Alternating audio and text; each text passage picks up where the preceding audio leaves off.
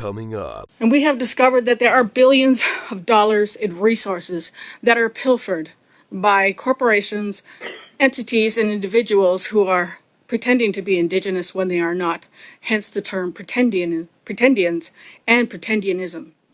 So I want to just drill down on the Indigenous procurement issue. Why do you think the federal government would maintain their own list? And why is the federal government struggling to actually define parameters of a program that would see Indigenous peoples being the primary beneficiaries?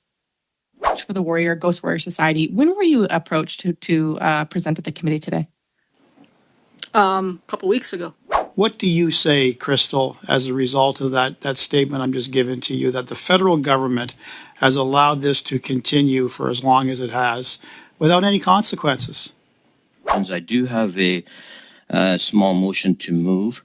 This Guy's Garage. Like and subscribe. For us, the Ghost Warrior Society, one of the most horrific corporations that we have had to deal with over these last few decades, has pilfered over $163 million since 1994, posing as an Indigenous nation when they are not Indigenous. And that is the Nunatukevoot Community Council.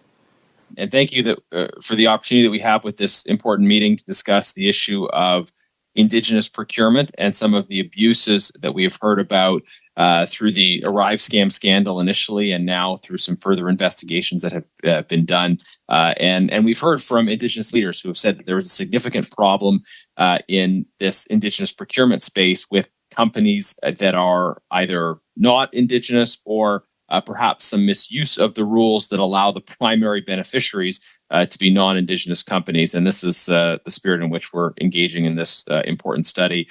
I'll start with a question to the Ghost Warrior Society. So I think there are probably three distinct categories we can look at of abuse or potential abuse when it comes to Indigenous procurement. One is just complete fabrication or misrepresentation by a company about Indigenous identity. Another is the misuse of joint ventures, where you have officially a joint venture gaining advantage of a contract that's been set aside for Indigenous peoples, but in effect, virtually all of the benefit from that contract is going to the non-Indigenous partner. And then you have the kind of case of contracting or subcontracting and subcontracting, where you have a kind of a very small shell company getting contracts and then subcontracting all the work and subcontracting to non-Indigenous companies. So in all of these different kinds of cases, but we're seeing efforts by the government to say they've checked a box in terms of Indigenous procurement, but substantively the no or very limited benefit is going to Indigenous peoples. And part of the problem we see behind this is that the government is maintaining its own list of Indigenous businesses that is not consistent with lists that are put together by Indigenous organizations themselves. So I want to just drill down on the Indigenous procurement issue. Why do you think the federal government would maintain their own list? And why is the federal government struggling to actually define parameters of a program that would see Indigenous peoples being the primary beneficiaries? Through our initial forays and research into this multifaceted issue, the problem is there is no unified or central body that regulates that authenticates Indigenous identity or monitors, these agreements once they have been set up. And when you define First Nations, Métis, and Inuit identity, that varies from region to province to territory, federally, provincially, and there's just no central body that oversees everything. There's a lot of piecemeal efforts being made across the country.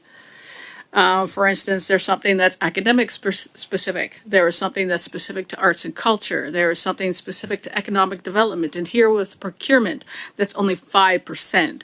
So when you look at non-Indigenous, interest, they already have 95% of the market.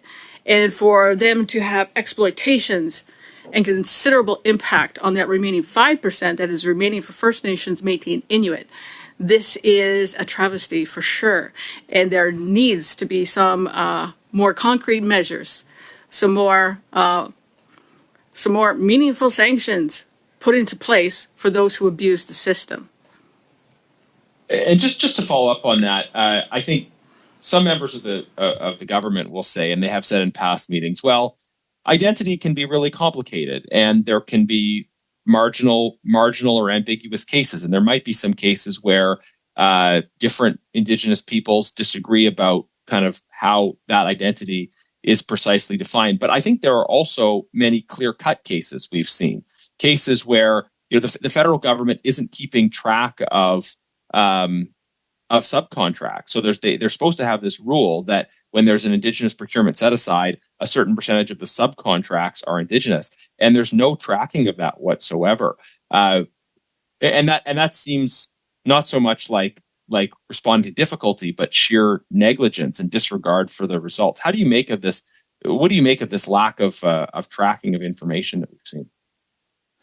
When it comes to the issue of First Nations, Métis, and Inuit identity fraud, there's a lot of work to be done to displace the self-identification of Indigenous identity. Self-identification is one model that has been in place for decades, since early 1990s, and it's problematic and has always been subject to failure and exploitation. The problem with self-identification is it relies on an honor system, and as we know that there are many interests out there who are not honorable and will bend the rules, lie, and misrepresent themselves in favor of economic gain.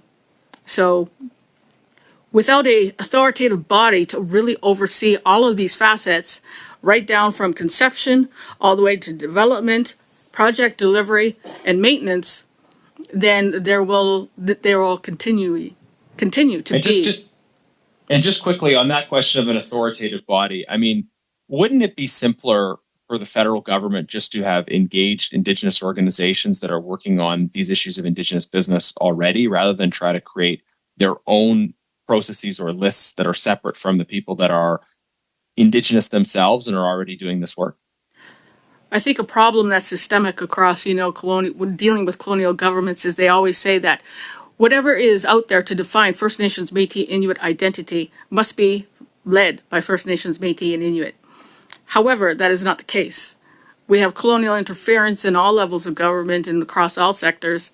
And without the leadership from First Nations, Métis, and Inuit, there are going to be shortfalls, and there's going to be exploitations continuing well into the future.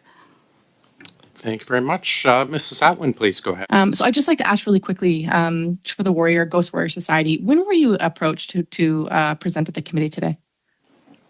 A couple weeks ago. Okay, do you have the exact date? That would have been after the global news story of October 28th. Oh, September 28th, okay. Sorry. Just a few days in advance of September 30th. Every Child Matters Indigenous Recognition Day.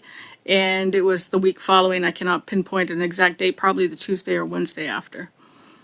Okay, thank you very much. Seems like really central to this question of Indigenous identity. Is that at odds with the way that the federal government is currently confirming indigeneity when it comes to procurement?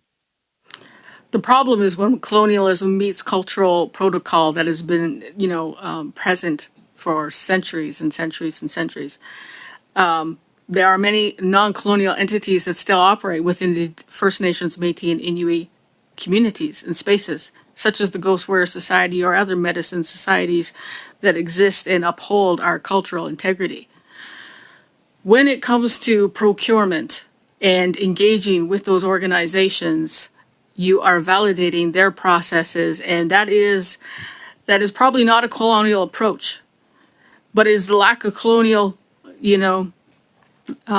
mindfulness of how First Nations, Métis, and Inuit identify ourselves outside of colonial mechanisms and frameworks. That's important. That is keenly important in furthering the economic growth of First Nations, Métis, and Inuit. I hope that answers your question. If you have anything more specific, I'd be more than happy to answer. Mr. Brock, please go ahead, sir.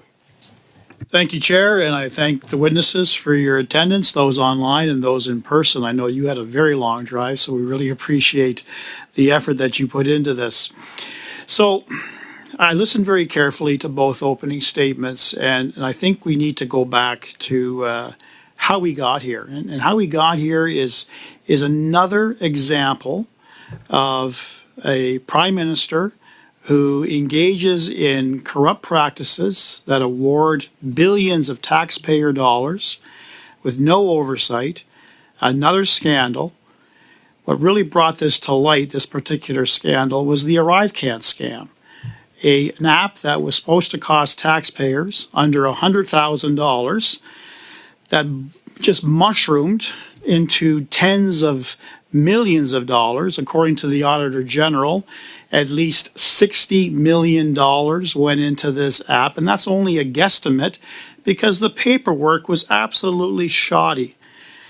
And inherent in that, we find out that there is an Indigenous, claiming an Indigenous-owned company. It's called Dalian, owned by an individual by the name of David Yao. He claims the business is Aboriginally owned and veteran operated, and he works in conjunction with another company, Coridex, that the two of them together are among the top recipients of contracts under the Indigenous Set-Aside program. The company itself received close to $8 million for their work on the ArriveCan app. David Yao, when he testified at committee, could not identify exactly what he did. Most of the work was handled by Coridex, who has no Indigenous ownership, no Indigenous employees, yet the government saw fit to allow this to go unchecked, unabated. Now, you referenced at the beginning that you've done years of research, you've identified billions of dollars pilfered by fake businesses. What do you say, Crystal, as a result of that statement I'm just giving to you, that the federal government has allowed this to continue for as long as it has without any consequences? My response is that the Ghost Warrior Society does not have any favorites in terms of political parties. I think that colonialism is equally dismal across all sectors and when it comes to serving the true needs and the true and supporting the genuine growth of First Nations, Métis, and Inuit. When it comes to that particular scandal, for those two entities to have absolutely no Indigenous Aboriginal affiliation is indeed horrific, and to that extent of $8 million. It is indicative of a systemic exploitation that happens in relation to procurement and the government awarding monies in the name of First Nations, Métis, and Inuit to these companies, to these corporations, to these entities in the name of reconciliation when they are not Indigenous at all. And what measures were not met? What maintenance? What reports? What failed to that extent? And I ask that also for Nuntukavut, because like $8 million is small in comparison to, $163 million since 1994 for the Nuntukavut Community Council. Again, these are astronomical numbers, and when I say billions of dollars per year, I mean per year. If you look at the last 2 decades, that's hundreds of billions of dollars that have been pilfered from First Nations, Métis, and Inuit resources, very limited resources, and gone off to a performance of reconciliation. I got a limited amount of time. Yes. This Indigenous Set-Aside program is valued at over $1 billion every year. Are there other corporations that you can identify that claim to be Indigenous-led and benefiting Indigenous communities that are in fact just shell companies? Well, there's the Red Sky Independent Métis. There's the Métis Nation of Ontario. There's the Painted Feather Woodland Métis. We have identified over 300 fraudulent Métis organizations that exist throughout Canada, primarily in Ontario, Quebec, British Columbia, and across this country. They're all listed on our website, and they exist as corporations such as the Red Sky Independent Métis, who sign on to resource extraction agreements and then seek to enter into resource extraction and development and economic development in the name of Indigenous engagement, but they're not Indigenous. They are settlers. Thank you. Would you be able to provide that list to the committee? Is it easy to extract that you could provide it, or is it best we just look at your website? We do have a partial list. It has not been updated since September. As I mentioned before, we operate solely on volunteers. We have absolutely no financial resources. Myself, I have dedicated. Yeah. Back it down. Thanks very much. Mr. Baines, please go ahead, sir. Mr. Chair, before I begin my round of questions, I do have a small motion to move. I move that, given the chair made a unilateral decision to cancel the meeting on October 10th, 2024, then called a meeting with less than the usual practice of 48 hours notice during a constituency week without consulting other parties, the committee members request that the chair consult and obtain the consensus of the parties for calling meetings during constituency weeks and respect a minimum 48-hour notice period while adhering as much as possible to the committee's usual schedule. And this should be in everybody's... Order, Chair.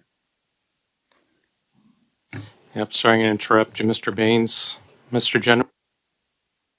Yeah, this is clearly not on the matter at hand, Chair. I think Mr. Baines would be well within his rights to give notice of this motion and move it at the appropriate time. We have witnesses who... It's my time, Mr. Chair. I'm going to interrupt both of you. Sorry, I'm going to interrupt both of you. We're not in committee business. You do not put your notice on motion, and it's not one of, I don't believe it's one of an at-hand motion. If you want to read it into the record and then bring it up Tuesday, you are welcome to. But it's not... I'd like to challenge your decision there, sir. Certainly. I will have the clerk take a vote. Ms. Atwin?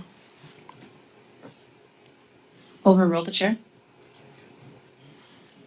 So you're voting against, because the question is whether or not the chair's ruling should be sustained. Against. Against. Mr. Baines? Against. Mr. Johari? Against. Mr. Zuberi? Against. Mr. Koto?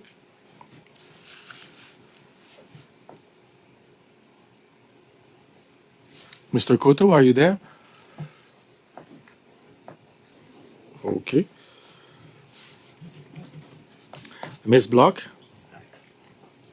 For. Mr. Jennings? For. Mr. Brock? In favor. Madame Vignola?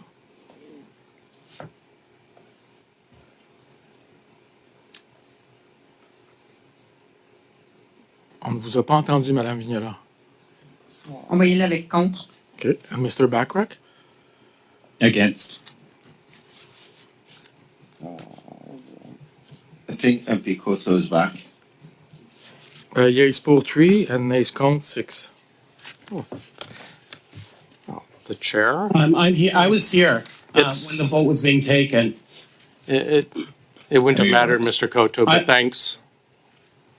Okay. The chair's overruled. Continue, Mr. Baines. Okay, sorry. It doesn't matter, Mr. Koto. Okay, thank you. We'll record your vote, though, so don't worry. I would support an amendment that gets us back to the place where we don't hold meetings during constituency weeks unless a certain number of members of the committee agree that such a meeting is warranted. Thank you. Mr. Brock, very briefly. Oh, yeah. Yeah.